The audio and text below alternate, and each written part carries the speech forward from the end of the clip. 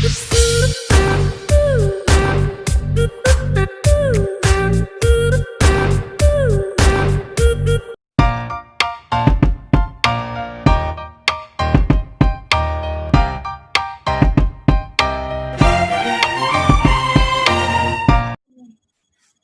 bismillahirrahmanirrahim. Assalamualaikum warahmatullahi wabarakatuh. Terima kasih Mbak Nivia yang sudah memfasilitasi. Mahasiswa sekalian yang saya cintai dan saya banggakan, mudah-mudahan semuanya tetap selalu sehat. Ya. Baik, saya mendapat jatah untuk membahas tentang soal hukum, yaitu kegawat daruratan. Yang pertama ada beberapa hal yang mungkin perlu saya sampaikan. Jadi kalau Anda mengerjakan soal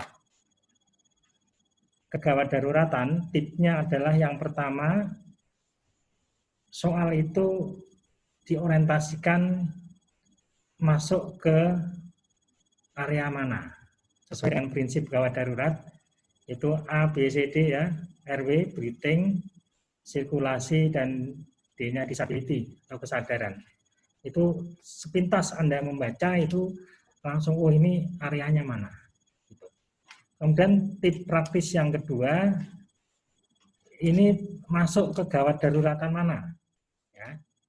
Apakah kegawat daruratan kardiovaskuler, apakah respirasi, apakah perkemihan, ataupun dan lainnya. Itu Anda baca sepintas itu juga sudah bisa langsung ditangkap. Kemudian yang ketiga, tipsnya adalah Anda perhatikan pertanyaannya. Apa yang ditanyakan? Ada banyak sekali jenis soal yang di situ menanyakan tentang suatu hal. Nah, barangkali saya sampaikan dulu bahwa yang pertama yang sering ditanyakan adalah tentang pengkajian. Anda baca dulu. Ya. Data yang diperlukan, pengkajian itu apa? Yang kedua, menanyakan tentang hasil pemeriksaan penunjang. Ya. Kemudian yang ketiga, menanyakan tentang masalah keperawatan atau diagnosa keperawatan apa ini. Nah, kemudian yang selanjutnya adalah menanyakan tentang intervensi keperawatan, ya, apa perencanaannya. Kemudian selanjutnya menanyakan tentang implementasi keperawatan apa yang paling prioritas. Ingat, kata kuncinya ini implementasi yang prioritas ini apa. Kemudian selanjutnya menanyakan tentang prosedur keperawatan yang paling tepat. Kalau sudah ada kata-kata paling tepat, Anda harus bisa memilih dari sekian opsi jawaban itu yang paling tepat yang mana. Ya, itu jadi ada 3 tip praktis kalau Anda mengerjakan soal hukum. Ya. Tadi orientasikan dulu, saya ulang ya, orientasikan dulu ini masuk wilayah apa? RW, breathing, sirkulasi, atau disability. Kemudian ini kegawatan apa? Dan yang ketiga tadi, apa yang ditanyakan sebenarnya? Ya, itu tip ya, tip untuk gawat darurat. Kemudian untuk tip umum untuk mengerjakan hukum ya, mengerjakan soal jangan lama-lama, minimal atau ada aturannya 1 soal 1 menit. Ya. Kemudian kerjakan soal-soalnya lebih dulu. Kemudian kalau susah ya ditinggal, kemudian diberi tanda khusus untuk soal yang sulit yang telah dibaca. Kan ada itu di komputernya itu ada. Ini sudah saya baca tapi sulit. Nah, kasih kode. Ya, itu tip umumnya. Tip umum lebih lainnya ya harus belajar ya, dan berdoa, jangan lupa ya. Baik, saya akan membahas tentang soal keperawatan gawat darurat. Soal pertama, ini mahasiswa sudah dapat semua belum? Saat ini belum, nanti habis ini. Oke. Ya, jadi soal gawat darurat yang pertama, seorang laki-laki usia 39 tahun diantar ke UGD karena kecelakaan tunggal, jatuh sendiri. Pasien membuka mata setelah diberi rangsangan nyeri dan respon motorik, yaitu menjauhkan tubuh dari sumber nyeri. pasien hanya mengerang saat ditanya. Nah, ini sudah jelas. Ini kegawat daruratannya adalah di disability, kesadaran. Ya. Kemudian membaca pertanyaannya adalah pemeriksaan GCS. Ya, jadi pertanyaannya ini ke implementasinya. Apa ini? Pengkajian ya.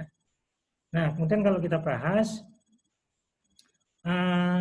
yang pertama adalah pasien membuka mata. Kita ingat ya, GCS nilai tertinggi adalah, skor tertinggi adalah 15. Skor terendah adalah 3. Jangan sampai salah. Nanti keliru 0 lagi. Sering saya sebut, saya mahasiswa menyebutkan seperti itu. Ya, skor terendah 0, tidak ada. Skor terendah adalah 3. Ya. Nah, kemudian satu-satu untuk yang respon suara, pasien membuka mata setelah diberi rangsangan nyeri. Ya, ini skornya berapa? Adalah 2. Ya. Kemudian kalau dengan suara adalah 3. Membuka mata spontan adalah 4.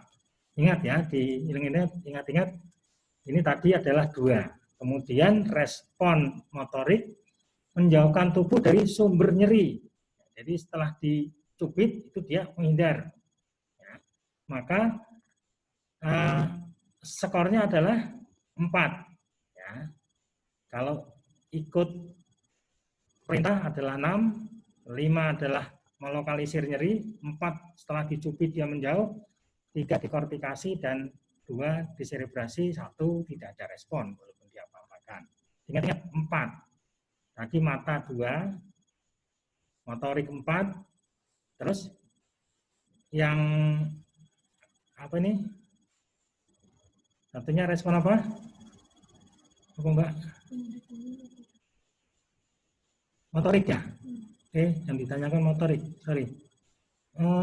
Rangsang nyeri, suara, kemudian motorik, verbal. Verbalnya adalah pasien hanya mengerang saja, ini verbalnya di situ. Maka skornya adalah, kalau hanya mengerang adalah 2. Ya. Pasien mengerang itu 2. Ya.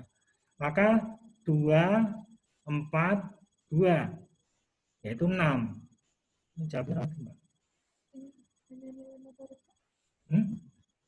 Oh, nilai motoriknya. Berapakah nilai motoriknya? Oh ya, yang ditanyakan tadi. Yang ditanyakan adalah motoriknya. Kalau GCS-nya adalah 6. Ya, tapi kalau motoriknya berapa? Di sini tadi adalah 4. Ya, 4. Yaitu menarik. Ya, betul ya. Oke, terima kasih. Itu ya koreksinya. Ya.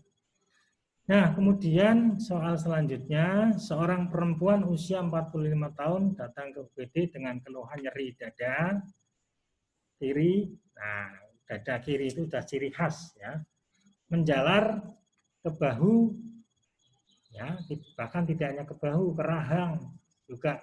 Maka sering katanya sakit gigi. Padahal ini ciri khas ya. Sering deg-degan, auskultasi terdengar suara gelap, murmur, tekanan darah 160-100, frekuensi nadi 120 kali per menit. Ini jelas kegawat daruratan di kardiovaskuler. Ya. Kemudian pertanyaan, apakah pemeriksaan diagnostik? Nah, pemeriksaan diagnostik yang ditanyakan. Nah, jadi yang paling khas, tanda khas dari ini kan pasien dengan AMI ini, akut miokard infarct ya. Ini ciri khasnya seperti itu. Nyeri bau menjalar ke dada, punggung, bahkan sampai ke bahu, bahkan sampai ke rahang ya. Kemudian ciri khas atau gejala khas yang selanjutnya adalah pada EKG-nya, yaitu pada segmen ST itu mengalami elevasi ya, melonjak. Ya, maka apa pemeriksaan diagnostik yang dibutuhkan adalah EKG. Benar, ya. Baik, selanjutnya seorang perempuan hamil berusia 24 tahun diantar ke IGD dengan memegangi leher. Pasien tersedak biji bakso 3 menit yang lalu, warna biru, bibir kebiruan, frekuensi napas 32 2 kali per menit. Ini Anda jangan terkecoh dengan perempuan hamilnya. Ini bukan kegawatan maternitas, bukan. Ya. Tapi lihat keluhannya. Oh, pasien tersedak biji bakso, bibirnya kebiruan, frekuensi napasnya cepat. Ya. Ini berarti kegawat daruratan pernapasan. Ya. Lalu pertanyaannya apa? Apakah tindakan prioritas? Nah, bebaskan jalan napas dulu. Ya, ini anunya nih, RW-nya nih yang tersumpal ya. Tersumbat maksudnya. Nah, maka tindakan prioritasnya adalah Heimlich manuver.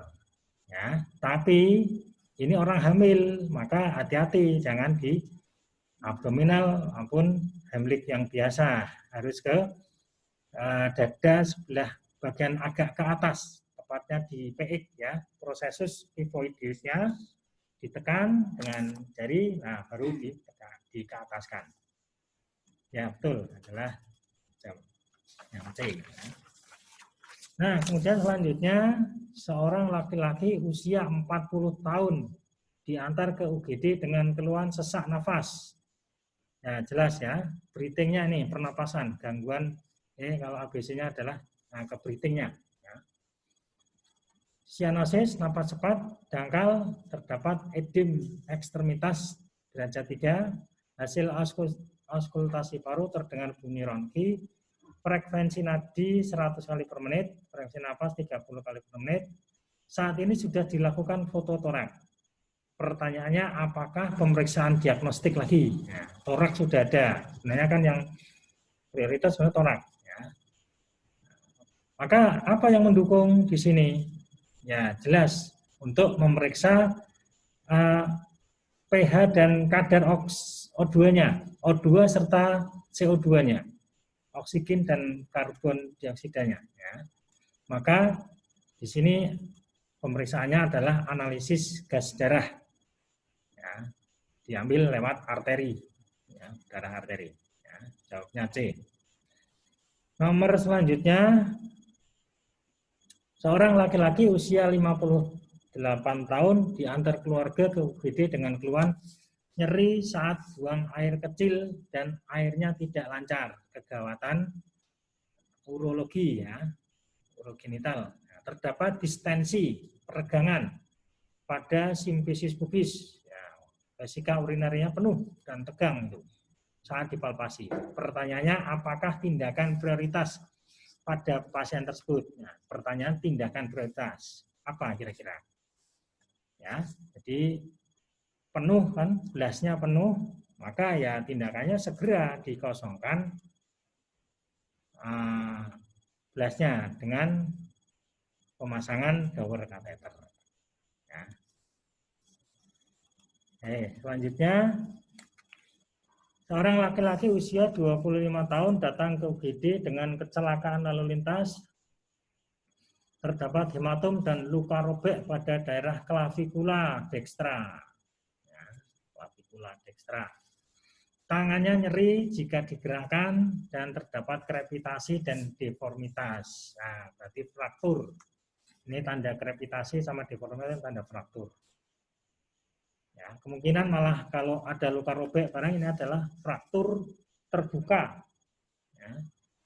Pertanyaannya, apakah intervensi prioritas, rencana tindakan yang prioritas yang harus diberikan apa? Yang jelas adalah harus dihentikan dulu, tidak boleh gerak-gerak, yaitu imobilisasi daerah klavikula. Ya, di spalk, pasang spalk. Ya, selanjutnya seorang perempuan 29 tahun dirawat di UGD karena kecelakaan lalu lintas. Hasil pengkajian nilai GCS E1, motoriknya 3, verbalnya 1. Ya.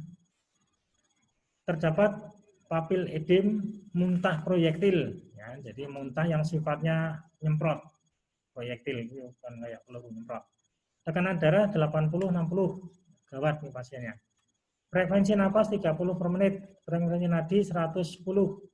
Hasil tes CT scan diperoleh gambaran adanya intracerebral hemorragik, perdarahan otak. Ya. Pertanyaannya, apakah posisi yang tepat pada pasien tersebut? Ya, ini menurut saya paling tepat adalah supinasi. Ya, supinasi itu terlentang lurus. Kalau di sini kuncinya head up 30 derajat, kepala lebih tinggi dari 30 derajat, masuk pasiennya kan kondisinya berarti gambarannya tidak sadar. GCS-nya saja 4, tidak sadar. Pasien tidak sadar, GCS-nya adalah 8 ke bawah. Ya. Tidak sadar, mutah-mutah kok suruh kepalanya ditinggikan, ya, malah bahaya. Belum pernah saya jumpai. Waktu saya kerja juga nggak ada. Ya. Harusnya supinasi, tidak boleh dikasih bantal, tapi kalau tidak ada fraktur di serviknya, di lehernya itu di bawah dikasih sandaran atau dikasih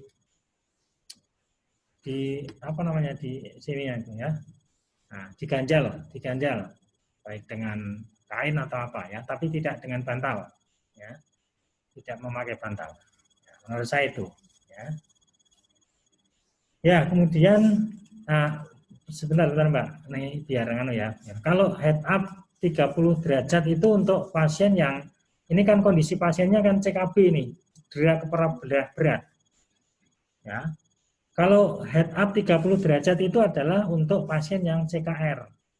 CKR ya, cedera kepala ringan itu oke, head up 30 derajat karena fungsinya adalah untuk mengurangi nyerinya. Ya, untuk mengurangi nyeri kepalanya. Lanjut, Mbak. Mana ini? Ya, selanjutnya seorang balita 2 tahun. Laki-laki dibawa ke UGD. Pasien mengalami sianosis di bibir dan kuku, biru-biruan. Bentuk jari tabuh, ekokardiografi, terdapat defek septum ventricle. Nah, kalau defek DSV ini berarti penyakit jantung bawaan pada anak. Ya, ini kegawatan kardiovaskuler. Ya, kemudian stenosis pulmonal, ya. Overdring aorta dan hipertrofi ventrikel kanan. Frekuensi napas 28 kali per menit, frekuensi nadi 96 kali per menit, tekanan darah 110. Pertanyaannya, apakah keperawatan prioritas pada kasus di atas? Masalah diagnosa keperawatan yang prioritas apa? Ya, sebenarnya membingungkan juga nih antara intoleransi aktivitas, ya, karena pasien jantung apapun itu intoleransi aktivitas, tidak boleh beraktivitas, karena kalau dia beraktivitas akan mengakibatkan gagal nafas, ya, karena suplainya berkurang. Tapi memang datanya yang mengarah ke C ini ya, pertukaran curah jantung ini ada ya tadi ya. Adanya defek septum, terus tanda vitalnya, nafasnya ini juga mengarah ke sana, maka ini betul ya. Jadi ini ke penurunan curah jantungnya ya. Kemudian seorang laki-laki usia 42 tahun dibawa ke UGD dengan keluhan nyeri dada di sebelah kiri, jantung lagi ini ya. Sesak napas dan lemes muncul setelah melakukan olahraga poli. Lemes, sesak napas setelah beraktivitas berarti. Tekanan darah 140/80. Frekuensi nadi 118. Ya, cepat ini. Frekuensi napas 29. Apakah posisi yang tepat pada pasien tersebut? Nah, yang jelas pasien kayak gitu harus diistirahatkan. Ya, tidak boleh tadi ya, intoleransi aktivitas masalahnya. Nah, posisinya yang paling tepat adalah ya semi forward, ya. Setengah duduk. Ya, setengah duduk posisinya enak. Ya, jadi tidak memberatkan sirkulasi darah ke jaringan tubuh, ke kepala, ke jantung juga.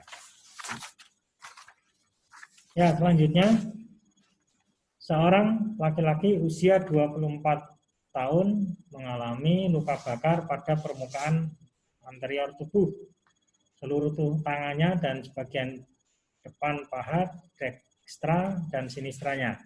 Pasien merintih kesakitan. Ya, ini kegawatan integumen. Ini harusnya dihitung ya. Rule of 9 harus dihitung.